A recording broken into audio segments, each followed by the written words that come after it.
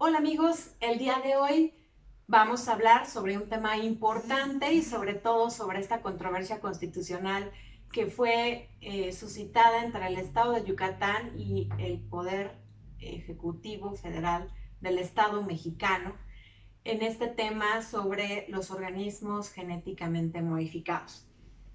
Los antecedentes de este caso les señalo que el Estado de Yucatán es un alto productor de miel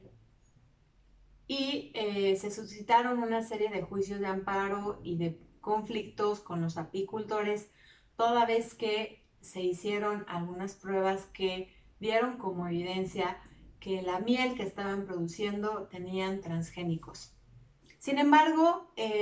derivado de estas pérdidas económicas y millonarias que en su momento tuvieron, ellos iniciaron unas acciones legales que tenían que ver con solicitar a la Zagarpa en aquel momento la revocación en su momento de los permisos que hubieran sido otorgados para siembra de maíz transgénico, pero además la suspensión de todos aquellos posibles permisos que estuvieran pendientes por autorizarse para realizar esta actividad. Derivado de ello, el gobernador en turno en el año 2016, Mauricio Villa, dio una declaración importante donde señaló que Yucatán merecía ser un estado libre de organismos genéticamente modificados y entonces emite un decreto que a través del Ejecutivo del gobierno de Yucatán declara a la entidad como una zona libre de organismos genéticamente modificados. Por lo cual, el titular entonces del Poder Ejecutivo Federal, Enrique Peña Nieto, promueve la controversia constitucional en pleno en la Suprema Corte de Justicia de la Nación con el expediente radicado 233 del 2006.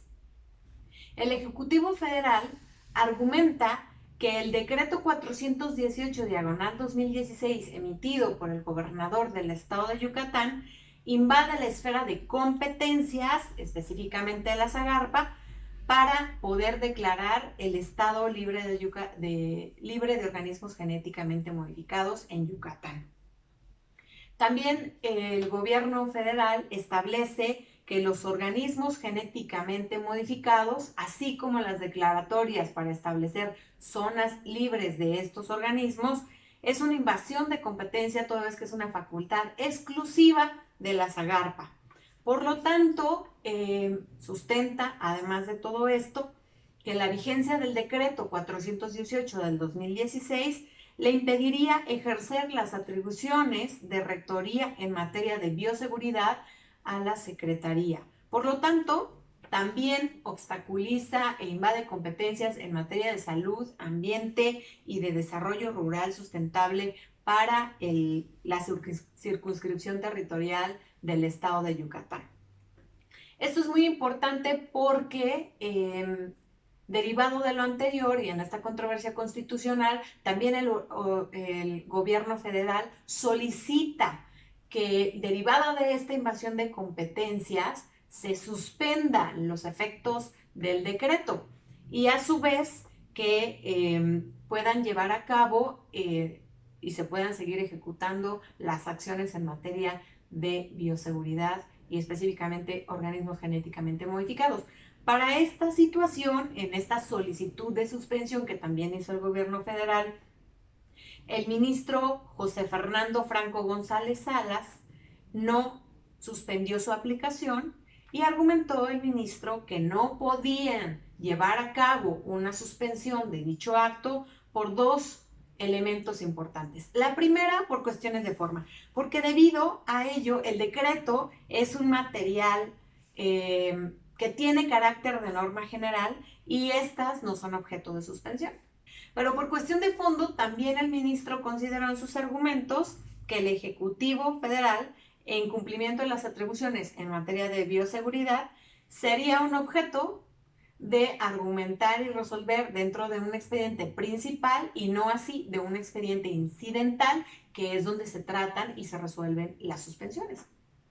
Por lo tanto, cuando inicia esta controversia, no se suspenden los actos, se entra directamente al fondo para tratar la constitucionalidad sobre la invasión de competencias. Y bueno, la sentencia se da con una votación unánime, donde la Suprema Corte de Justicia de la Nación le cede la razón al Ejecutivo Federal, invalidando el decreto 418 del 2016 que declaraba al estado de Yucatán como zona libre de organismos genéticamente modificados. Toda vez que este decreto no fue emitido bajo los lineamientos de la Ley de Bioseguridad y Organismos Genéticamente Modificados, donde se le otorgan facultades exclusivas a 3 secretarías importantes, como lo son la SAGARPA, la Semarnat, la Secretaría de Salud, y también tiene algunas atribuciones asignadas la Procuraduría Federal de Protección al Ambiente. Por lo tanto, al no ser emitido el decreto bajo los lineamientos de la normatividad, específicamente la Ley de Bioseguridad de Organismos Genéticamente Modificados, la votación es unánime y también exhorta al Poder Ejecutivo Federal, que esto no lo deja así, sino que invalida el decreto, pero exhorta al gobierno federal para atender las demandas de los habitantes, quienes siguen pugnando por la creación de zonas libres en Yucatán que cumplan con las formalidades y el objetivo de la ley. Por lo tanto, nos preguntaremos si la Suprema Corte está a favor o no de los transgénicos.